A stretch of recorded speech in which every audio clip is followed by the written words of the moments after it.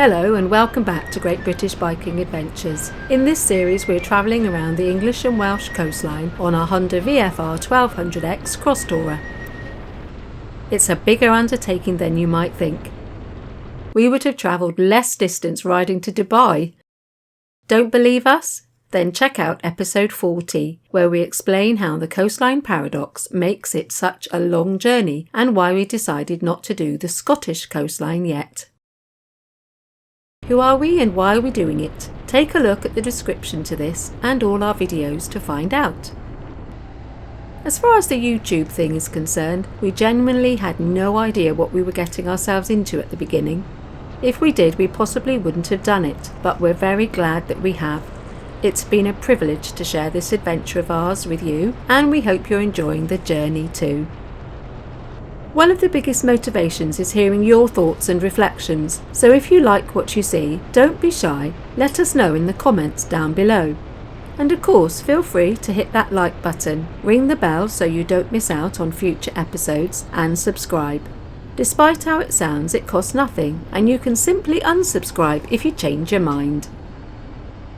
In the last episode we travelled around the large inlet and natural harbour of Milford Haven and explored the fascinating history of this small isolated pocket of Britain, including conquests, the birthplace of a king, civil wars and how Isambard Kingdom Brunel made this a gateway to the rest of the world. You join us on the southern side of Milford Haven.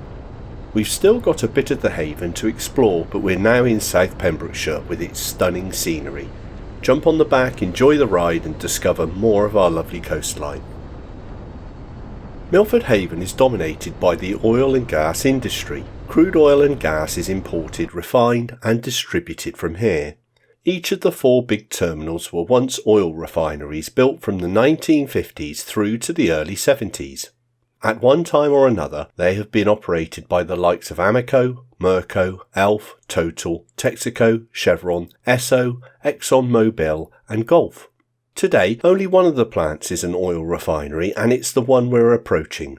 It's operated by Valero and is one of the biggest in the United Kingdom. Just before it is Pembroke Power Station that was opened in 2012 and is the largest gas-fired power station in Europe, generating enough power to supply 3.5 million homes. Hidden in between the two is St Mary's Church, which is all that remains of the village that was here before the heavy industry moved in. So I'm not sure if it's a power station or a refinery. Valero it's called, by the looks of it. Alright, look at that. Sat in the countryside with the cows in the foreground. And the beach or the sea in the distance. Yeah. See the flares? Obviously that is flammable gas.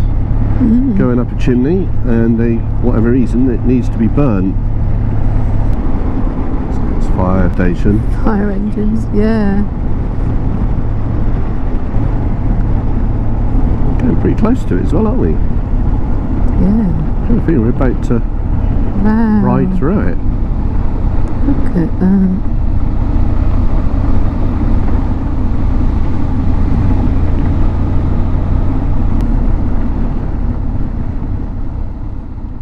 This is the village of Rooscrowther. Pretty much all that is left is St Decuman's Church. Like the other village, this village was also taken over and demolished by the oil giants.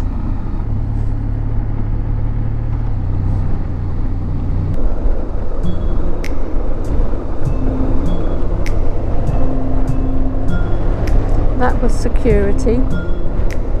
Okay.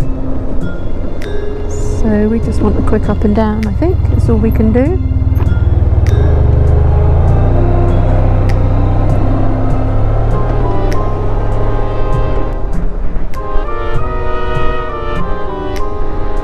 Oh, this looks old.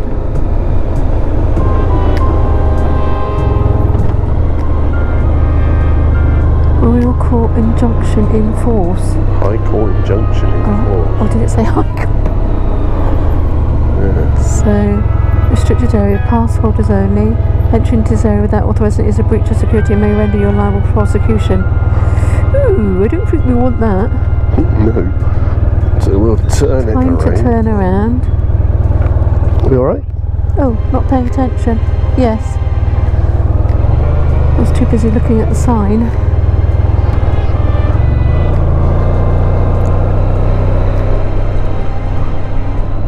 What does it say about High Court Injunction in course? Can you see what it says?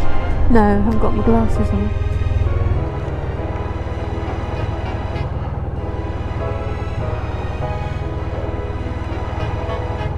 If you've been following us, you'll know this adventure is driven by a desire to see as much of the coastline from the saddle of a motorcycle as possible.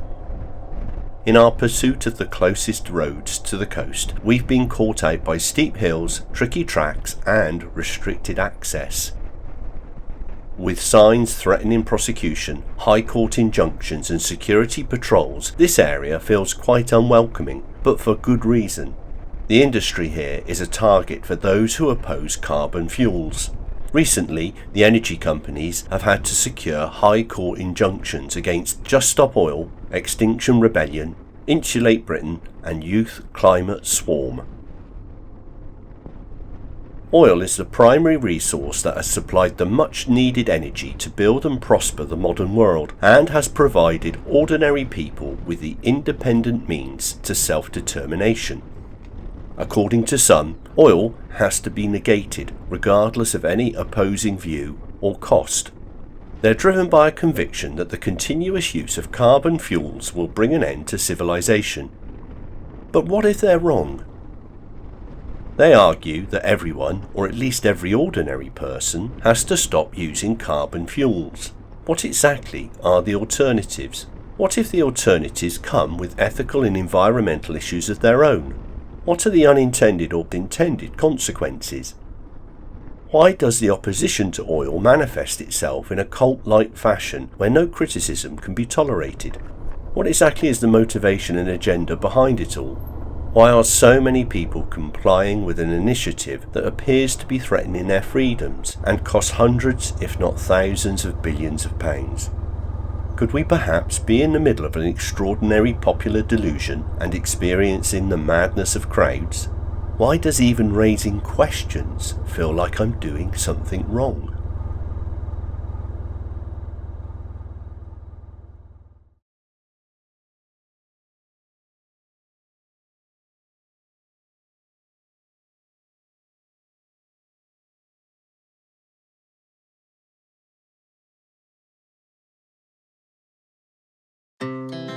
Our hearts beat to the city streets. We began to feel the fire. We rise like tall buildings as the chemicals, they take us higher. The night's young, it has just begun as she puts her hand in mine. We wanna chase the night, wanna dance to the light, pull the stars from the sky, just two hearts running wild. Never sleep, never stop, as we shout from the top. We're gonna be two hearts running wild.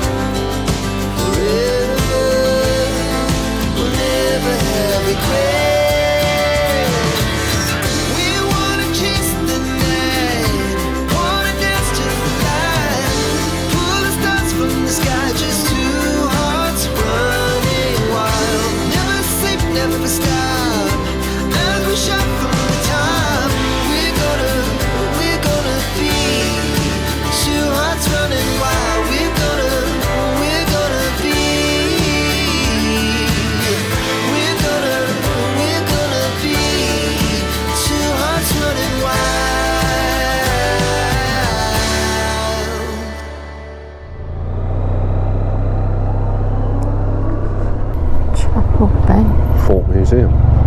Oh yeah. Chapel Bay Fort closed. Doesn't say why. Admiral Lord Nelson described Milford Haven as one of the finest natural harbours in the world. No surprise then that in the 18th and 19th centuries it was used to build vessels for the Royal Navy. Consequently, it needed to be well defended and numerous forts, blockhouses and gun batteries were built. Most of these still exist today. Some are in ruins while others have been repurposed. The one here at Chapel Bay has been saved from decay and restored as a museum. Unfortunately, it was closed when we visited and appears to be staying closed for the foreseeable future. Oh well. Oh, we'll press on. Onwards and upwards. What have we got here?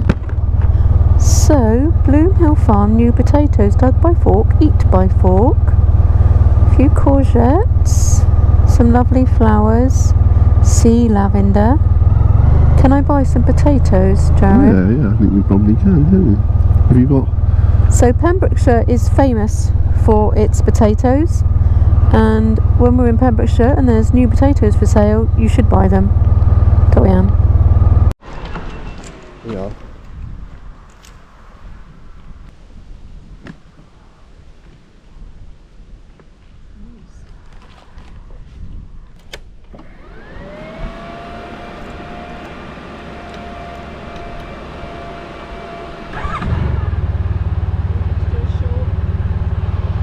Look at that. Gorgeous beach, isn't it? Yeah. Surfers Beach. Freshwater West, is it? Oh, I thought it was Freshwater East. Freshwater West, you're right.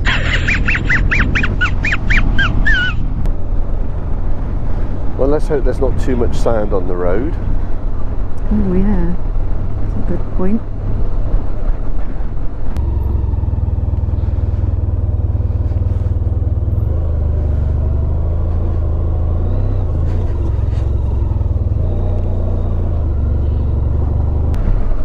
So far so good.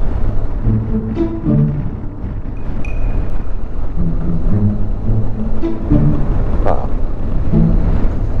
Okay.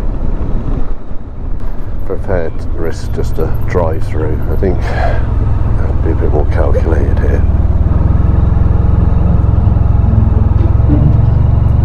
Just in case approach on that one. Yes. Sensible.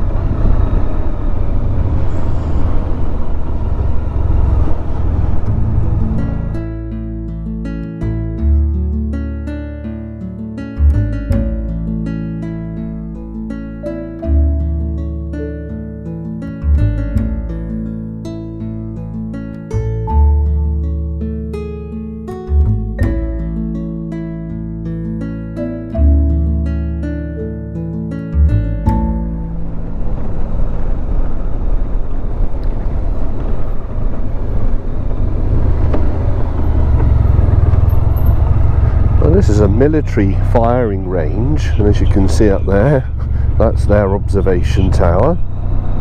But they've been very kind and provided a spectator area. I guess are aware that some people actually would kind of like to watch the military in action, practicing their manoeuvres, and so you can park up here, and along with the commanders or whoever they are that go up in the tower, you can watch what's going on. Unfortunately, there's nothing going on today by the looks of it. There's something yellow moving over there. Yeah, it's just the maintenance. Yeah. But we have been here, haven't we? We camped here fairly recently when they had nighttime exercises, Cool, and it was like bombardment. Yeah. And fireworks, the tracer fire, Yeah, we could and see. yeah, all the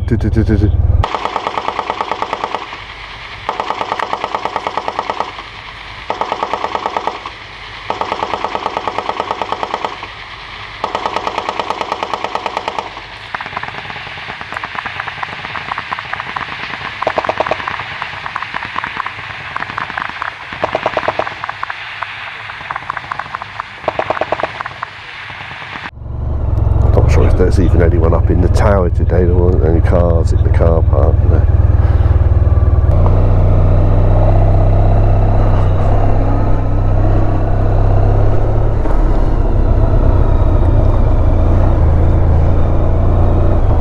Oh yeah, there's one car in there.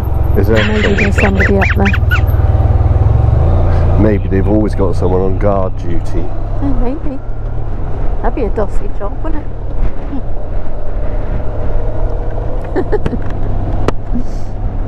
Until the likes of us turn up, trying to get down driveways that you're not supposed to go down.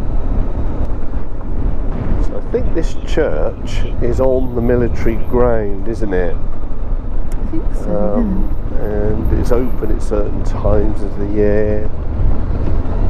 Something like that. Were you thinking of the one? Oh, I might be thinking of another one. It's out there. We could go to it, but I can just see it. There's a. Was it back down there? It is. Yeah. Okay.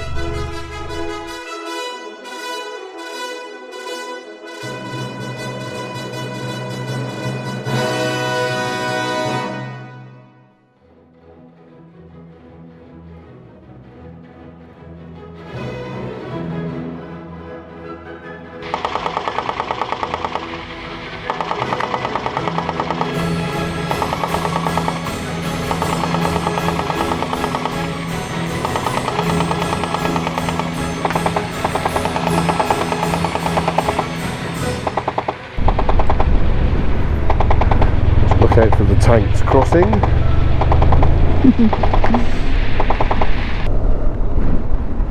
Yeah, there's the church to our right.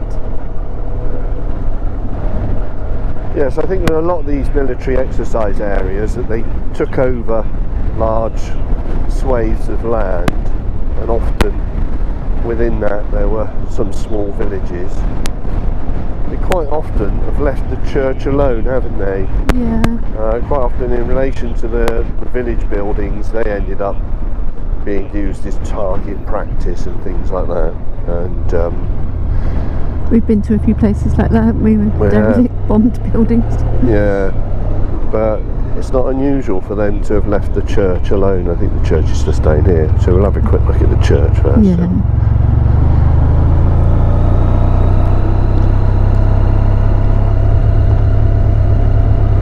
The church is owned and maintained by the Ministry of Defence, and I think it's occasionally open. Flintstone Chapel, there it is, St Martin.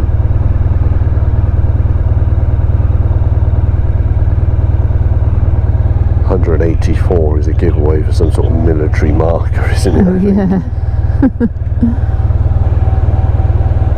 Access restricted to safeguard the sanctuary of the chapel. The keys are obtained from the guard room, main gate to Marion Camp.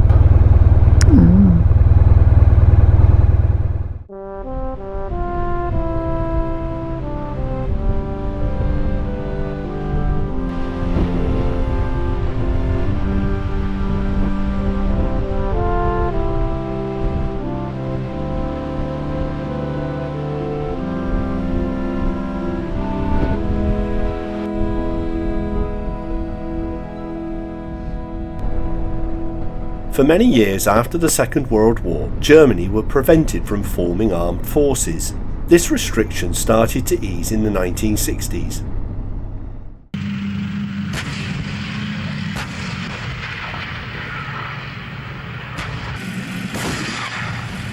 While our tank regiments were based and trained in Germany, their fledgling Panzer battalions were here.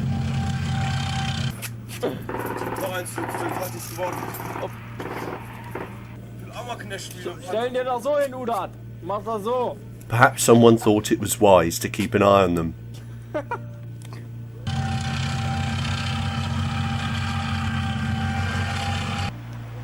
Looking at comments made by those stationed here, it seems they were very fond of Pembrokeshire, but hopefully not as much as they were Poland.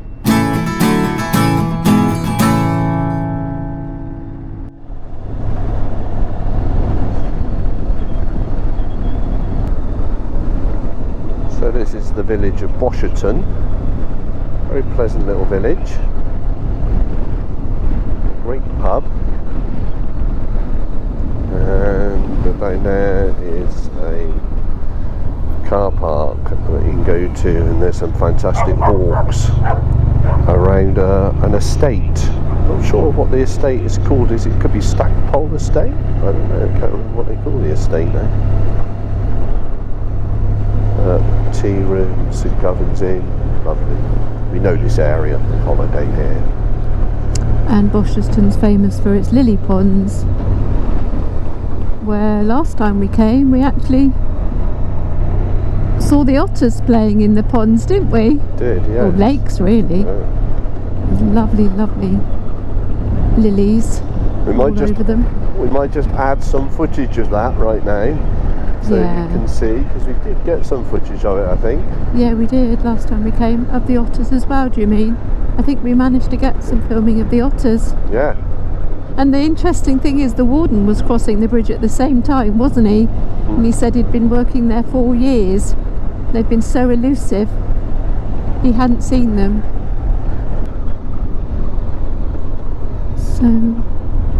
So it's still all part of the Castle Martin military exercise area. So the building on the left is abandoned.